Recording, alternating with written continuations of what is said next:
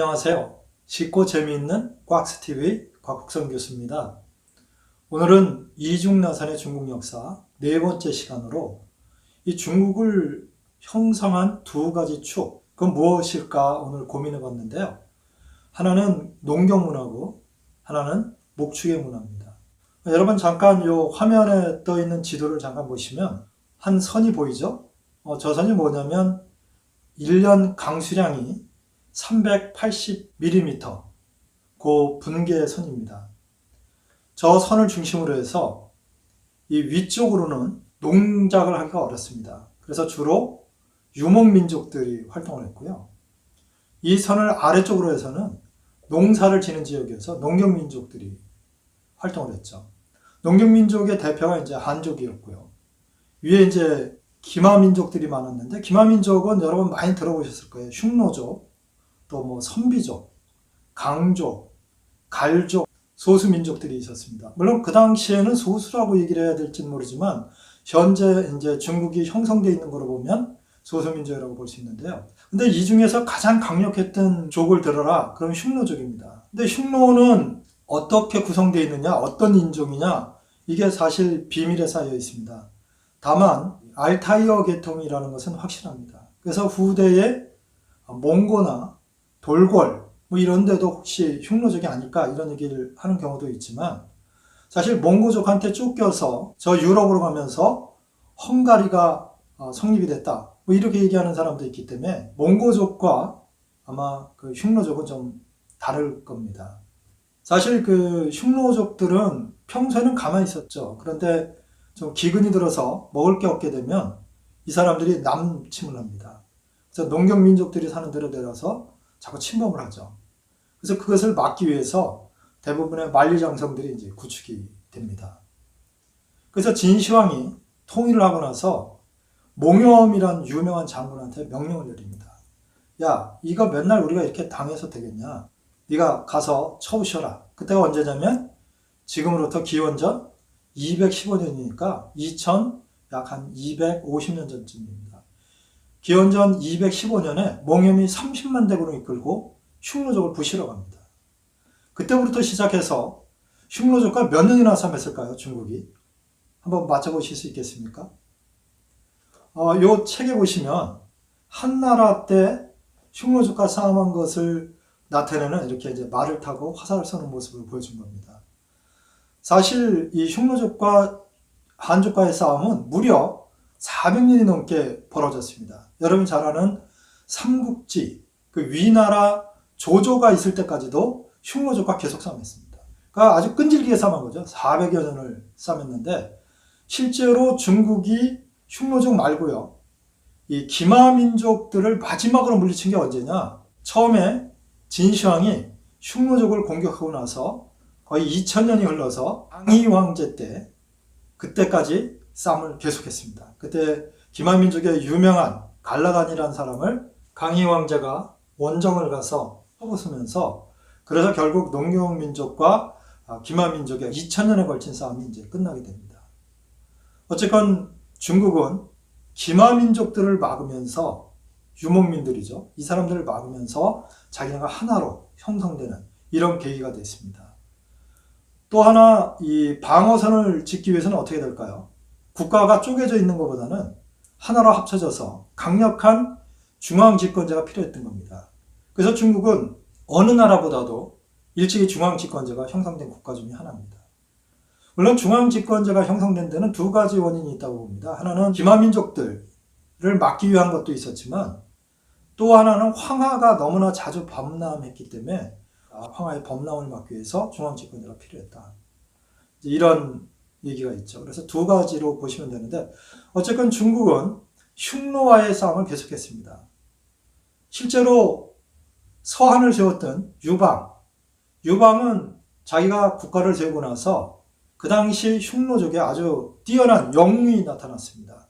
그 사람이 누구냐면 모돈 선우인데요.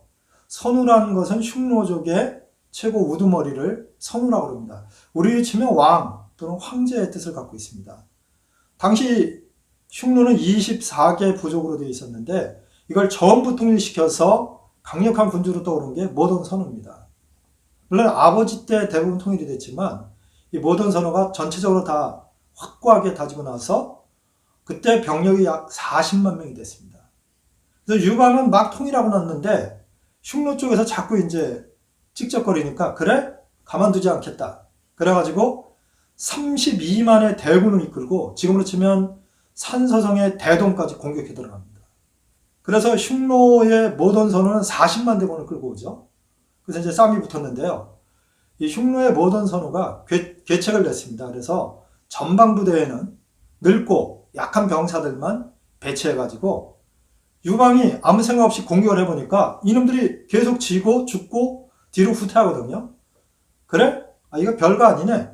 그래가지고 30만 대군을 남겨두고 주력 부대를 남겨두고 경기병, 즉 기병들 약 한 10만만 끌고 추격해 들어갑니다.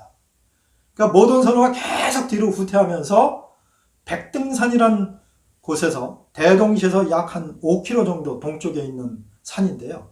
그 백등산에서 40만 대군이 포진하고 있었던 겁니다. 들어오기를 기다리고 있었던 거죠. 그래서 유방이 10만 대군을 이끌고 들어가다가 완전히 포위가 됩니다. 그래서 그를 7일 밤낮을 싸맸는데도 뚫지 못한 겁니다. 이제 군량민 다 떨어져 가고 유방도 이제 이거 큰일 났구나 이러고 있는데 그때 이제 유방의 부하 중에 한 사람인 진평이 꾀를 내서 이 모돈 선우의 아내, 보통 그 흉노족 선우의 아내를 알지라고 그럽니다. 알씨라고 그러는데 이 알씨한테 뇌물을 많이 보내죠. 금은보화 이런 걸 많이 보내고 특이하게도 미인도를 여러 장을 보냈습니다. 한족 미인들을 그린 미인도를. 그랬더니 알씨가 이걸 받아보고는 우리 발음은 알지도 되고 이제 알씨도 되는데요. 이 여자가 받아보고는 금은보화는 알겠는데 이 그림이 뭘까? 이랬더니 이제 설명을 한 겁니다. 야, 너 생각해봐라. 니네 선우가 유방을 이기고 한나라 땅을 차지할지라도 결국은 다시 돌아와서 여기서 살 텐데 그때 많은 한나라에서 다 예쁜 여자들 데리고 오면 네가 황후 자리 유지할 것 같으냐. 네 얼굴 갖고 안 된다. 그때 황후가 생각해보니까 그림에 있는 여자들 보니까 하나같이 예쁘거든요. 이거 안 되겠네. 그래서 자기 남편한테 여보 그 정도 혼내줬으면 됐으니 우리가 앞으로 계속 조공받는 조건으로 해서 길을 열어주세요. 그래가지고 백등산에서 한쪽 길을 열어줍니다. 전부 포위망을 뚫은 게 아니라 한쪽 길만 열어주고 한나라 군사가 글로 빠져나가게 했습니다. 물론 그 뒤에 번쾌라든가 이런 장군들이 약 20만 대군을 다시 끌고 와서 이 모던 선우를 포위한 것도 영향이 있었습니다만은 어쨌건 그렇게 해서 한나라는 세우자마자 흉노한테 대치욕을 당한 거죠. 황제가 포위당해가지고 도망왔으니까요, 결국은. 그리고 나서 그 다음 해부터 계속 조공을 바친 겁니다, 흉노한테. 왜냐면 유방이 통일을 하기 위해서 항우랑 너무 오랜 기간, 약 4년 이상의 대격전을 치렀기 때문에 한나라는 여력이 없었습니다. 그런데 이제 싸움을 벌였던 거고, 싸움 끝에 패배한 거고, 패배하고 나서 복수하려고 보니까 국가 재정이나 군대나 도저히 안 되는 거예요. 그래서 치욕을 무릅쓰고 조공을 계속 바칩니다. 그게 언제까지 바치냐면요. 유방의 큰아들, 또 둘째 아들이 이제 문제인데요. 문제랑 또 문제의 아들 경제, 즉 손자대까지 계속 조공을 바쳤던 겁니다. 그러고 나서 유명한 한무제, 즉 증손자가 나타났을 때 한무제가 뿌득뿌득 일을 갑니다. 뭐라고? 내 할아버지가 당한 치욕을 반드시 내가 갚겠다.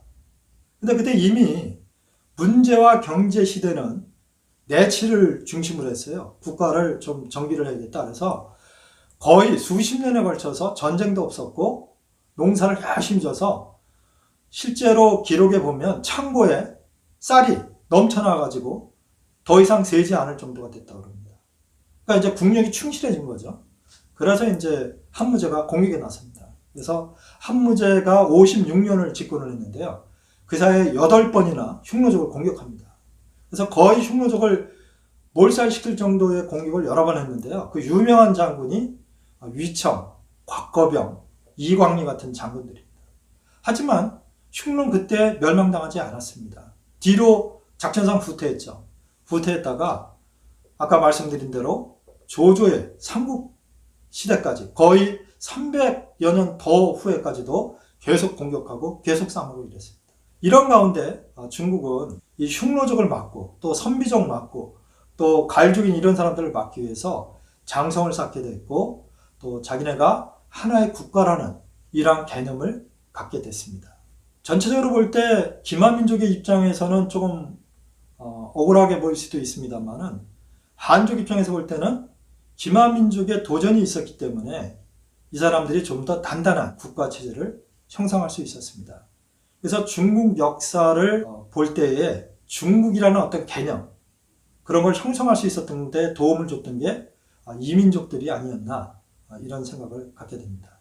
사실 중국은 지금도 56개 민족으로 구성되어 있습니다. 물론 그 중에 92%에 해당하는 한족이 있고요.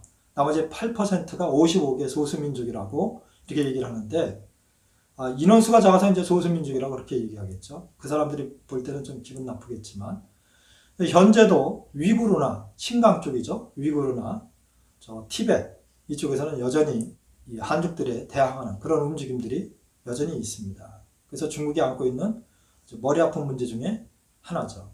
어쨌든 중국은 역사 속에서 항상 농경민족과 복축을 하는 기마민족이 항상 싸움을 벌여왔습니다. 그 가운데서 중국이 형성되어 왔습니다.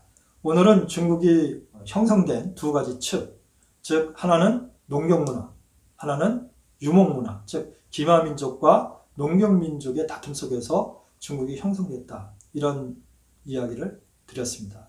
다음번에는 좀 더 재미있고 알찬 내용으로 찾아뵙겠습니다. 감사합니다.